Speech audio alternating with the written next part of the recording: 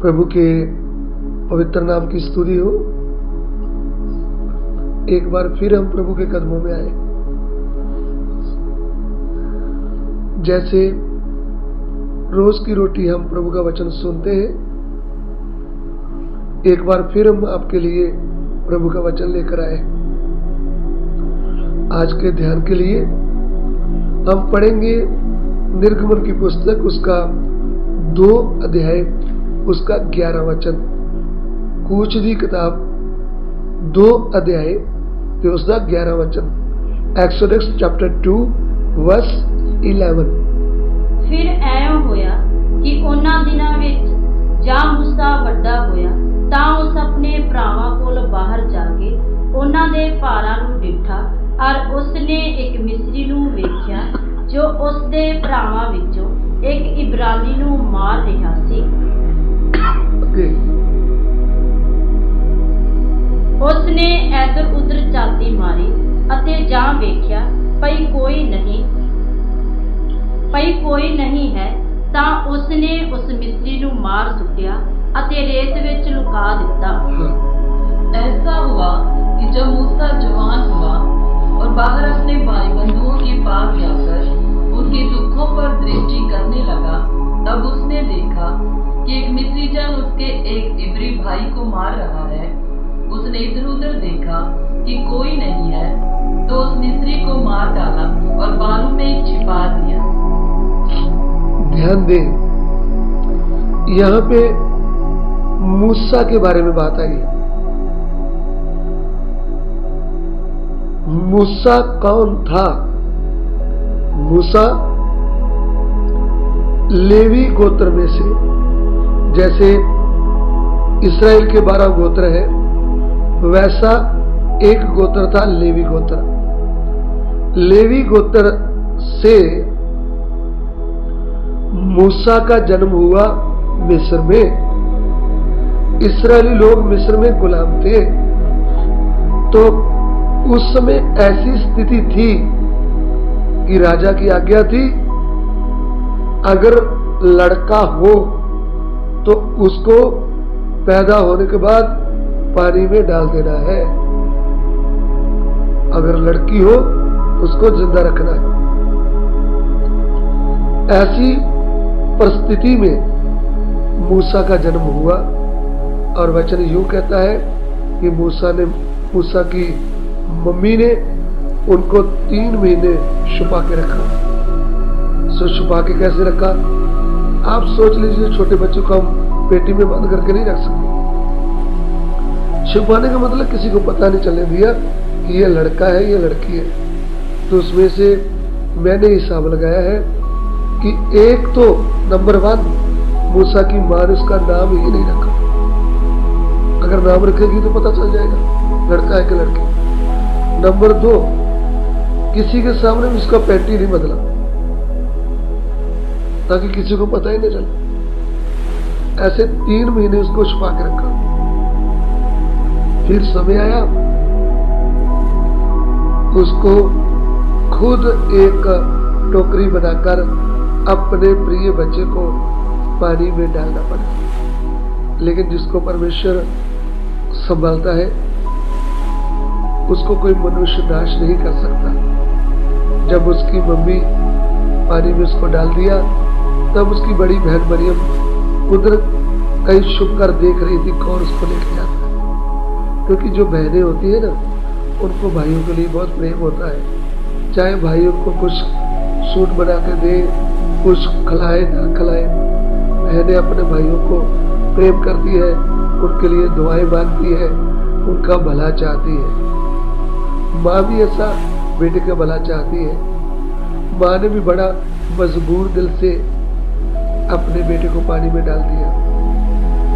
तो इधर में हुआ क्या, उधर राजा की बेटी नहाने आई, तो उन्होंने जब टोकरी देखी तो टोकरी में एक बच्चा रो रहा है और खूबसूरत बच्चा है।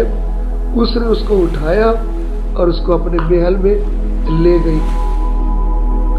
और जब ले गई तो तब उधर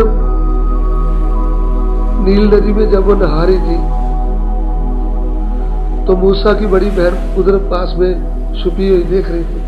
तब उन्होंने भाग कर आकर देखा, रानी जी आप चाहे तो मैं इसको दूध पिलाने वाली स्त्री को लाऊं? तो उन्होंने बोला हाँ भी चाहिए।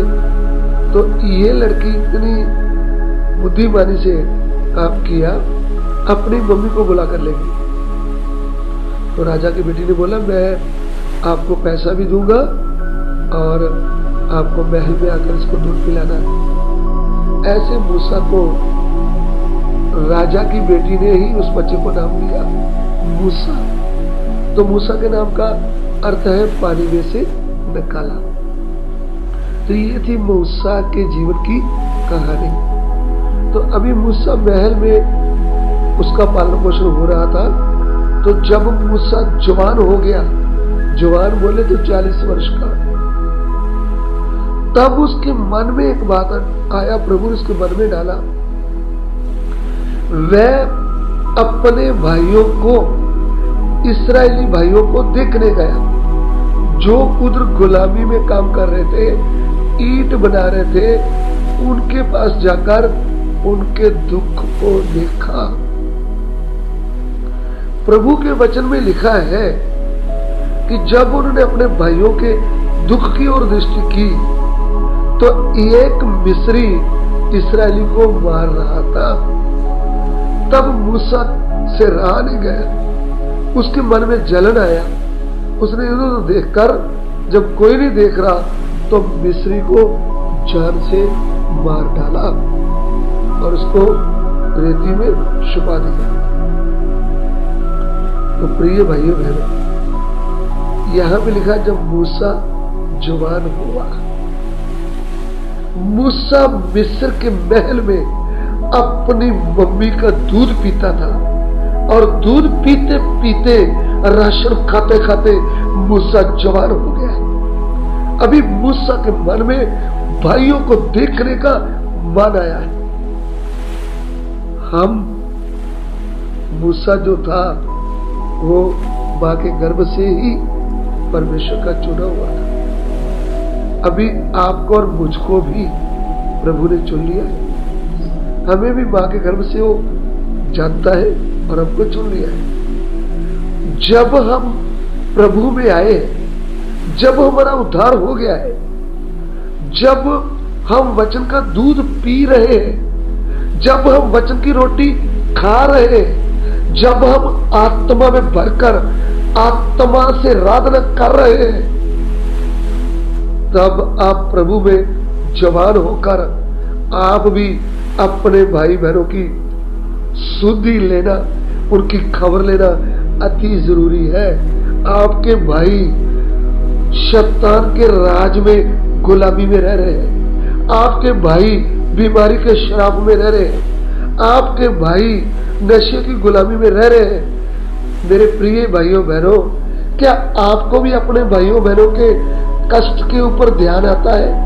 या आप अपने अच्छे सूट डालते हैं, हर महीने अच्छा खाना खा रहे हैं, अच्छा एसी के नीचे सो रहे हैं?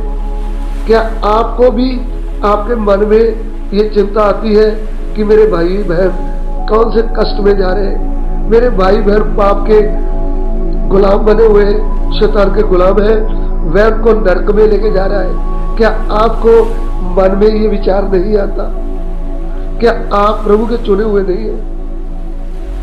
यदि आप प्रभु के चुने हुए हैं तो प्रभु का वचन आपको कहता है कि तुम उनके ऊपर ध्यान करो जो कष्ट में पड़े हैं। यहूदा की पत्री उसका 1 अध्याय उसका 22 वचन पढ़िएगा।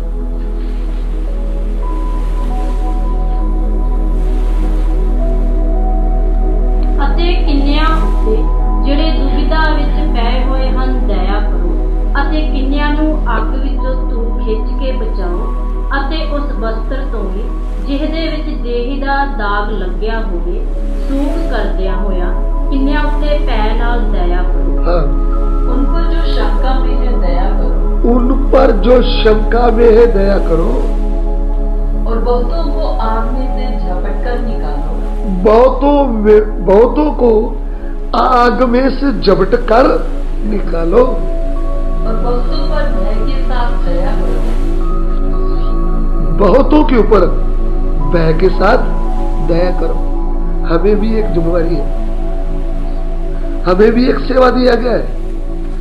हम भी पाप के कीचड़ में पड़े लोगों को, नरक की आग में जाने वाले हमारे भाई बहनों को हमने उनकी खबर लेना है। हमने बाहर निकलना है महल से। मूसा महल से बाहर निकला और गुलाम इस्राएलियों के दुख को देखा। हमको घर से बाहर निकलना है, हमको लोगों को सुसमाचार सुनाना है। हमको सुसमाचार सुनाकर उनको शैतान से, पाप से, मृत्यु से, शराब से छुड़ाना है, खींच कर निकालना है। अरे बहन जी, अरे भैया जी, आप कर क्या रहे हैं? भले आप पंजाब में हैं, भले हिंदुस्तान के किसी कोने में हैं, भले आप बाहरी देश में हैं, क्या आपके अंदर प्रभु का प्रेम नहीं आता? क्या आपके अंदर अपने भाई बहन जो नाश हो रहे हैं उनकी चिंता नहीं आती? आपको चिंता आना चाहिए। आज आपको चिंता नहीं आई तो प्रभु के पास जाकर आपको प्रतिफल क्या मिलेगा? वचन कहता है वह सूर्य की तरह चमकेंगे जिनके द्वारा बहुत लोग धर्मी ठहराए गए। क्या आपने किसी को यीशु प्रभु के बारे में बताया? क्योंकि यीशु मसीह के बिना कोई धर्मी ठहर ही नहीं सकता। आप जाकर उसको बता दो सत्य प्रभु कौन है। आप जाकर बता दो तुम्हारा सृष्टिकर्ता कौन है। आप जाकर प्रभु यीशु के विषय में खोलकर बता दो।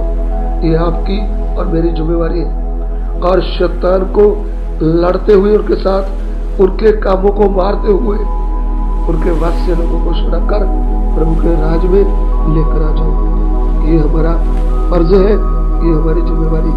प्रभु आपको आशीष दे और आपके साथ में। प्रभु ये वचन को लोगों के हृदय में कार्य करने में प्रभु हम अपनी जिम्मेवारी को समझे। पिता हमारी विनती को ग्रहण कीजिए, यीशु मसीह के पवित्र नाम से मांगते हैं, आमीन।